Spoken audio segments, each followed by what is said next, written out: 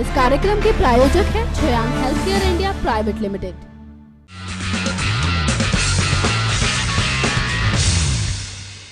One rank one pension मामले पर अभी भी केंद्र सरकार और पूर्व सैनिकों के बीच गतिरोध जारी है।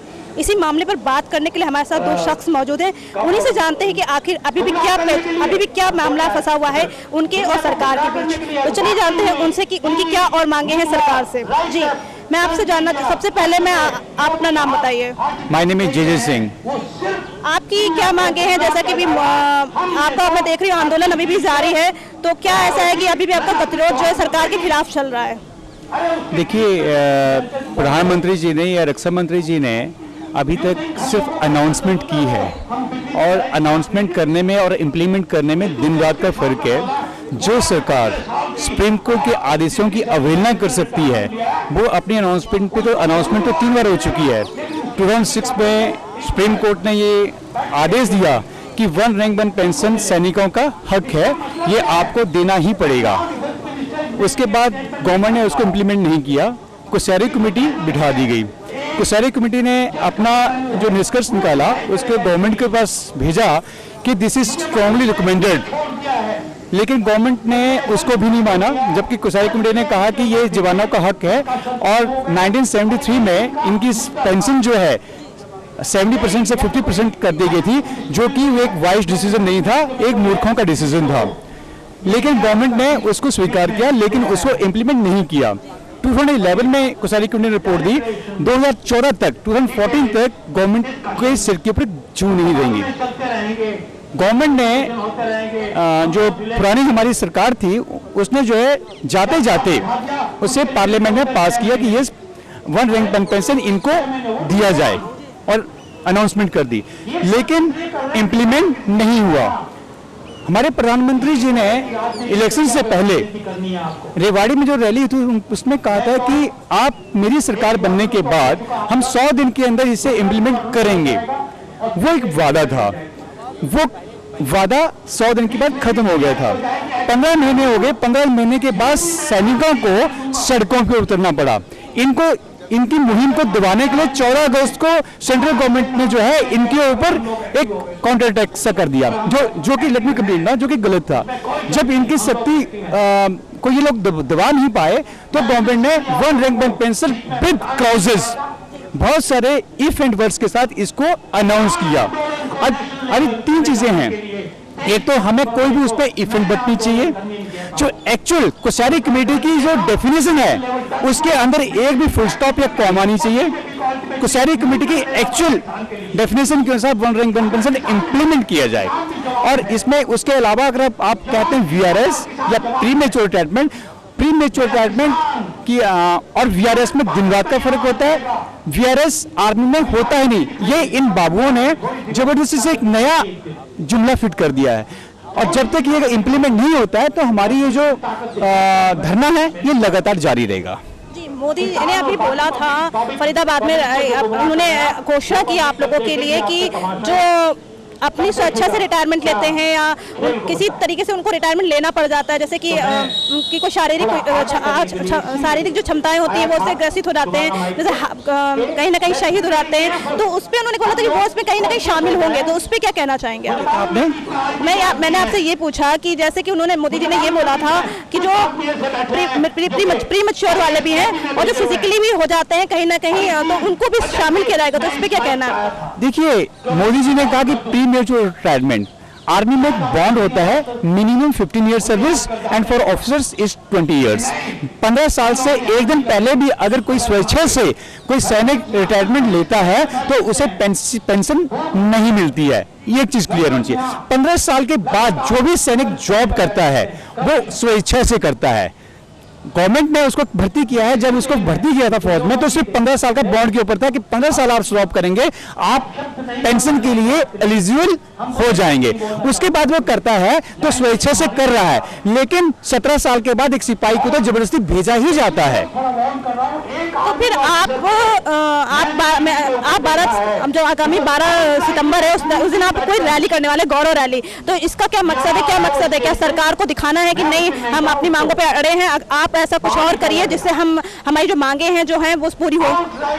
देखिए, गवर्नमेंट ने अनाउंसमेंट किया है, 15 महीने में अभी तक ये डिसाइड नहीं कर पाए कि इन्हें कैसे देना है। अगर नोटिफिकेशन की बात करें, आज अपने लिए इन्होंने अध्यादेश को पास करना हो, अपने लिए इन्होंने अपनी अपनी सैलरीज बढ़ानी होती हैं, तो आज सुबह अनाउंस हुआ और शाम तक उसकी नोटिफिकेशन निकल जाती है। तो सैनिकों के लिए इन्हें सोचना पड़ रहा है, क्या महीने चाहिए, साल चाहिए, इन्होंने एक डेट क्यों नहीं दिया है। सैनिकों को ऑर्डर दिया जाता है कि 25 तारीख को रात के 12:15 पे अटैक होना है, तो 25 तारीख को 12:15 पे अटैक होगा।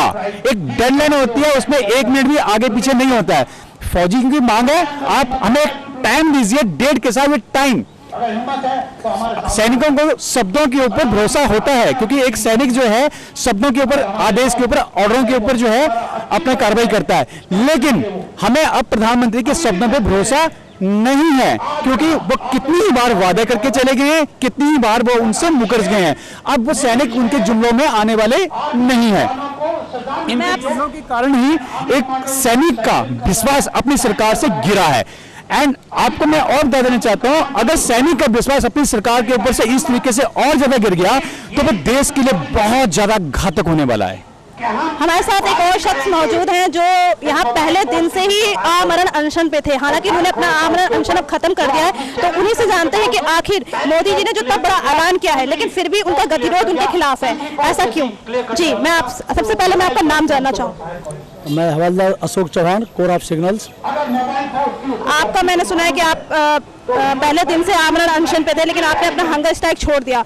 अचानक से 16 महीने बाद इतना बड़ा ऐलान, इसको क्या कैसे लेना चाहेंगे? अचानक 16 महीने बाद इतना बड़ा ऐलान 1 रैंक 1 पेंशन पे मोदी जी का, कैसे लेंगे आप? हम लोगों का जो आमरण अनशन चल रहा था, हमने केवल प्रधानमंत्री की जो डिक्लेरेशन था उसके ऊपर इसको खत्म किया है, केवल आमरण अनशन को, कि सरकार जो हमारा कोश्यारी कमेटी का डेफिनेशन है उसके हिसाब से पूर्ण रूप से इसको लागू करेगी। अगर इसमें कोई लेट लफीती करती, कुछ भी करता है, चेंजेस करता है, हमको माने नहीं, कहीं बोलते बंद है और 1 मैन का कमीशन बैठाएंगे, उस पर डिक्लेयर करेगा, कुछ सोचेगा, ये करेगा, 5 साल में रिव्यू करेगा, इस टाइप हमें कुछ नहीं चाहिए। कोश्यारी कमेटी में ऐसा कुछ लिखा नहीं गया है, जो हमारा लिखा वो ठीक तरह से इम्प्लीमेंट कर दे सरकार, हमें उसके अलावा कुछ नहीं चाहिए। अगर नहीं होता है तो हम वो जो कार्रवाई हमारे चली पूरे देश में चला हुआ है, कहीं बंद नहीं हुआ है, पूरे देश में हमारा ये रैली हंगर स्ट्राइक चल रहा है, सारा कुछ चल रहा है। हम सरकार का पूरा विरोध कर रहे हैं, किसी फंक्शन में नहीं जाएंगे, इवन तो हम मिलिट्री फंक्शन में भी नहीं जाएंगे, कहीं पे भी नहीं जाएंगे जब तक वो लागू नहीं होता है। लागू होने के बाद हम अपना विरोध खत्म करेंगे। ये सरकार ने ये तो इस टाइम की बातचीत आ रही है, रक्षा मंत्री की स्टेटमेंट है, किसी के स्टेटमेंट जैसे लगता है सरकार ने हमारे ऊपर जबरदस्ती थोप दिया है। क्या मतलब है इसका? हम इसको नहीं मानते हैं। जो कोश्यारी कमेटी में है वो हमको लागू कर दो, चिट्ठी भेज दें जितना जल्दी हो, 2-4 दिन में। जब कोई एप्लीकेशन साइन होता है, कुछ भी होता है, इसके बाद ड्राफ्ट लगा होता है, तो चिट्ठी देने में देरी क्यों है? क्या सरकार ने वो देखा नहीं, ड्राफ्ट को पढ़ा नहीं था? सारे सेक्रेटरी या प्रधानमंत्री या जो भी है जिसने साइन किया, मैंने यहाँ तक किसने साइन किया है, वो इसके जिम्मेदार है। उसको 2-3 दिन के हमारी चिट्ठी भेज दें, हम देखेंगे उसमें हर क्या मिल रहा है, नहीं मिला, क्या हमारा जो डेफिनेशन था उसके हिसाब से कार्रवाई होगी। उससे पहले हम कोई स्टेप नहीं करेंगे। यानी आप एक लिखित आश्वासन की उम्मीद चाहते हैं सरकार से? बिल्कुल, वो तो लिखित तो देना ही पड़ेगा। अब तो मेरे 6 महीने में, 1 साल में उसका कोई रीजन है? क्या मतलब है? आपने डिक्लेरेशन किया, पूरे देश में हवाई लूट लिया, बिहार चुनाव के लिए पूरी जनता को बता दिया, बेवकूफ बना दिया, हमने दे दी, वो आरोपी दे दी, और दो तुम कुछ भी नहीं रहे उसमें। चिट्ठी क्यों नहीं दे रहे हो? क्या दिक्कत है चिट्ठी देने में भाई? 3 दिन 2 दिन के अंदर चिट्ठी क्यों नहीं ला रहे हो? दिखाओ उसमें क्या क्या मिल रहा है, किसको क्या मिल रहा है, क्या मिला नहीं मिला, क्या तुम उसमें दे रहे हो? बिहार चुनाव हो जाएगा, 6 महीने बाद चिट्ठी दोगे, कोई मतलब है? हम इतने बेवकूफ नहीं है। अगर वो लोग सोचते हैं बेवकूफ है तो वो होंगे, हम नहीं है। हमारा ये चलता रहेगा, हम इसको बहुत तेज कर देंगे 12 के बाद।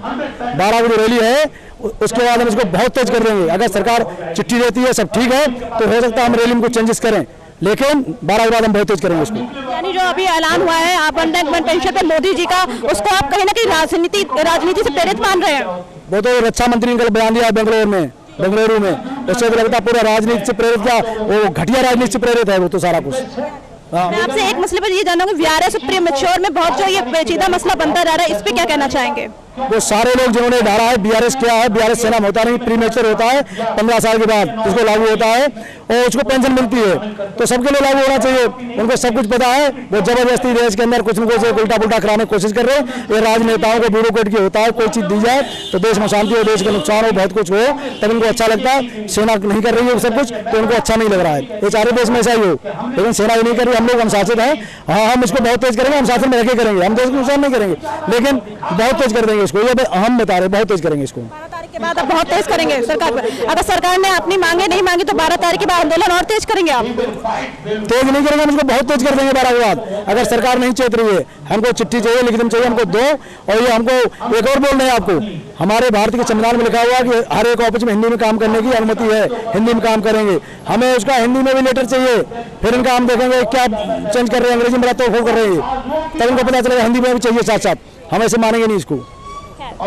ये थे हमारे साथ पूर्व सैनिक जो पहले दिन से हमारे अनशन पे बैठे थे। उन्होंने बताया कि किस तरह से मोदी जी एक राजनीति से प्रेरित एक राजनीति कर रहे हैं और वो उनकी बातों से बिल्कुल भी इत्तेफाक नहीं रखते हैं और एक लिखित आश्वासन की मांग कर रहे हैं जो जल्द से जल्द है। नहीं तो 12 सितंबर आगामी 12 सितंबर को इनकी एक गौरव रैली होने वाली है जंतर मंतर। उसके बाद अगर सरकार ने इनके खिलाफ कुछ